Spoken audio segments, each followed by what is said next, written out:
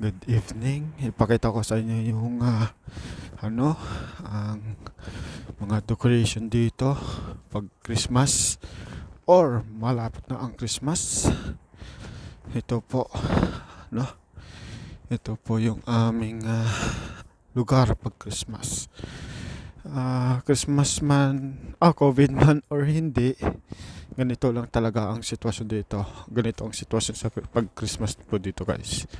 Hindi yan po tulad sa atin na masaya, di ba? Mga decorations ang magaganda dito, guys. Parang dating place lang, mga romantic place, di ba? Kung ba tawag nila doon?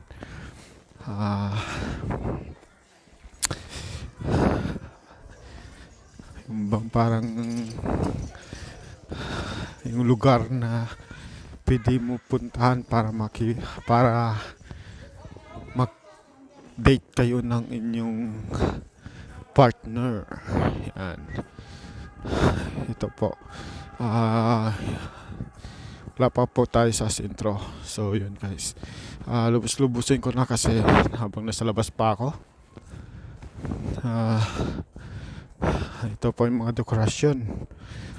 Wala pa po kasi dun sa daan kanina. Hindi ko natingnan kung sa highway ba. Hindi ko nakunan. Maganda po, guys, ang mga dekorasyon dito pagka Christmas. So yun nga, guys, dadaan po tayo dun sa sentro para makita nyo po ang mga decoration.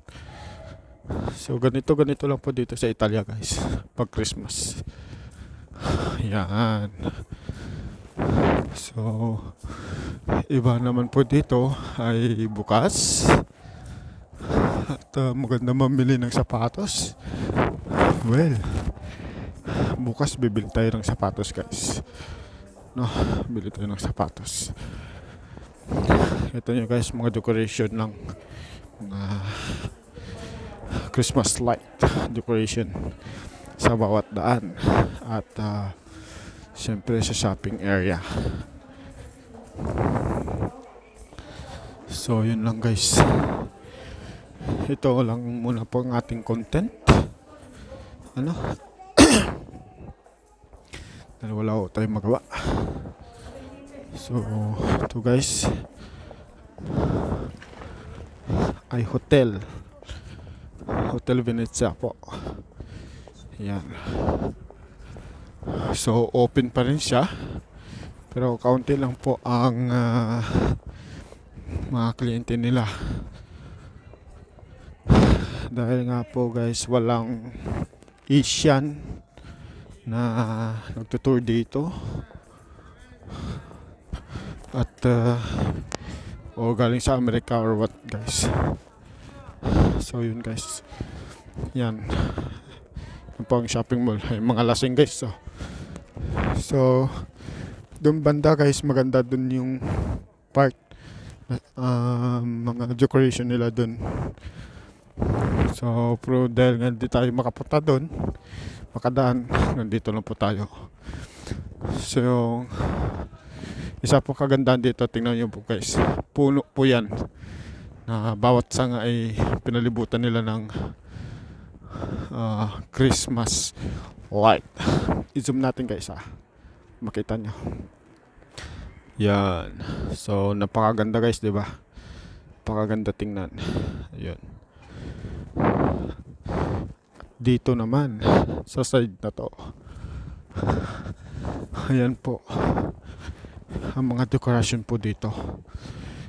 Maganda ang dekorasyon at parang napaka-romantic na lugar, no? Na para mag-date. Yun. Yan, guys, mga puno na po nila ng Christmas light.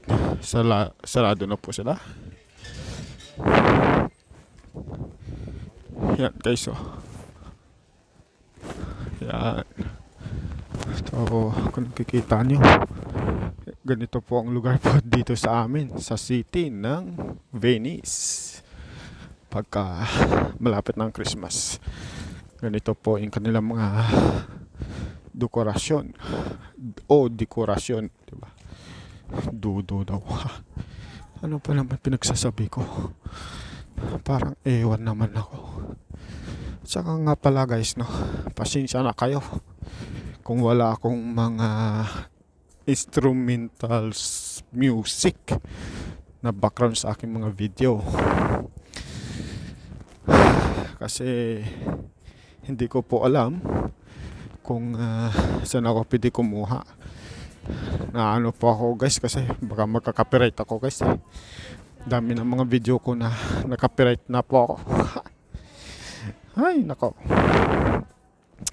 So pasensya na kayo, kaya hindi ko nilagyan ng instrumental music sa aking video na ginagawa o mga video na ginagawa ko or tinatawag po natin na vlog. So ito nga guys, no, ito po ang sentro, ang city ng Venice. So dahil nga po guys COVID, walang mga tao pumupunta. So ayan po ang kanilang giant Christmas tree na tinatawag po nila. So ayan guys, so uwi na tayo. Ayan po ang kanilang giant star na tinatawag. Napakaganda. So yan lang guys. So na ikot ko kayo kahit sandali lang sa lugar namin. Nakita ninyo po mga dekorasyon sa daan, no? Napakaganda naman. Wala akong masabi. Pero yun nga lang guys, COVID man o hindi, medyo malungkot lang din kasi bihira din po dito kasi sa bawat family na kasama ang kanilang mga bayaw, malugang, di ba? So hindi kasi katulad sa atin guys na pag Christmas talagang sama-sama ang buong pamilya. Dito po kasi guys hindi. Bihirang bihira po dito na mga anak na may mga sariling pamilya na, no, na sumasama sa kanilang mga magulang pa pagdating ng mga Christmas, New Year, ganyan. Wala po talaga guys dito, ganun. So yun guys, well, kung nakita nyo naman guys, ito po ang aming lugar, no? Inulit ko na 2 beses yun. Ay nako. Yun guys, ang supermarket ay bukas pa at hanggang 8:30 po ata yan guys. Anong oras pa lang, diba? So ito na naman po ang another star. Pwede kayong mag picture taking. Yun.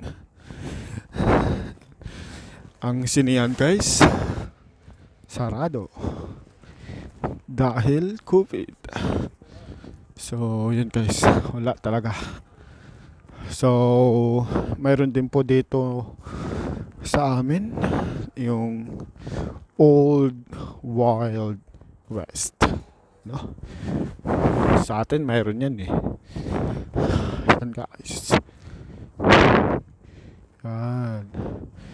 Pero yun nga guys, wala tayo magawa dahil COVID. Hanggang dito lang po talaga tayo. At maging ano na lang po tayo, no? Maging maingat na lang. So ang Eat All You Can dito ay delivery na lang din guys.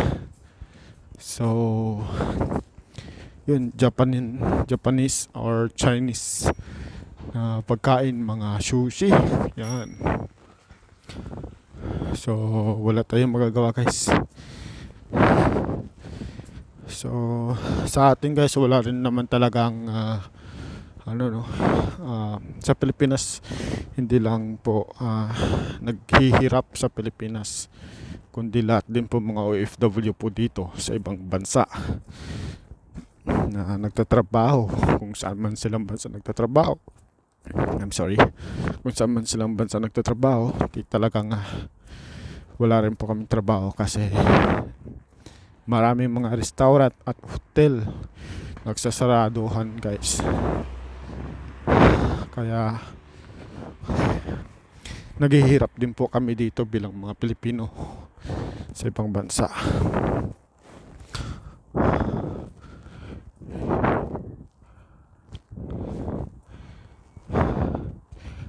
So yan, guys. Ay, buhay.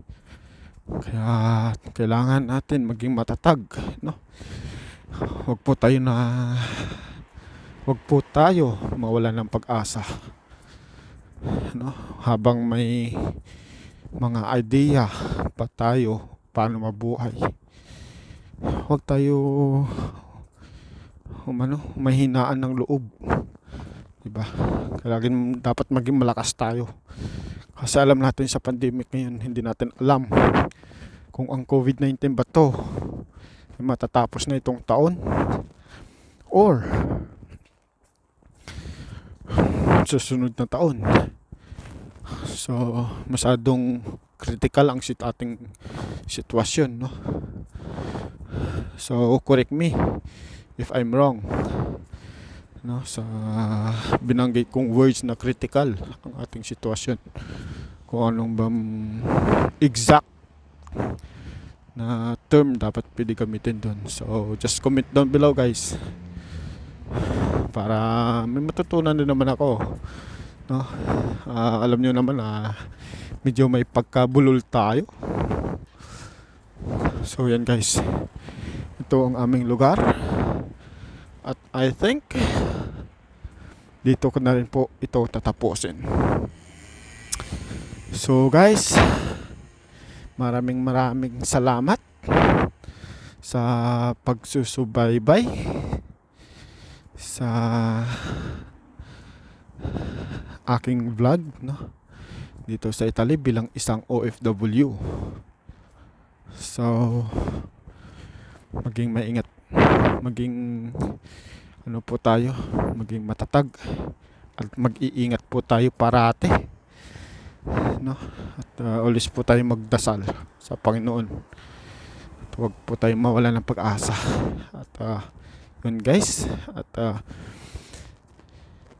good evening po sa lahat, kasi gabi po dito sa amin, at good morning naman po sa atin sa Pilipinas.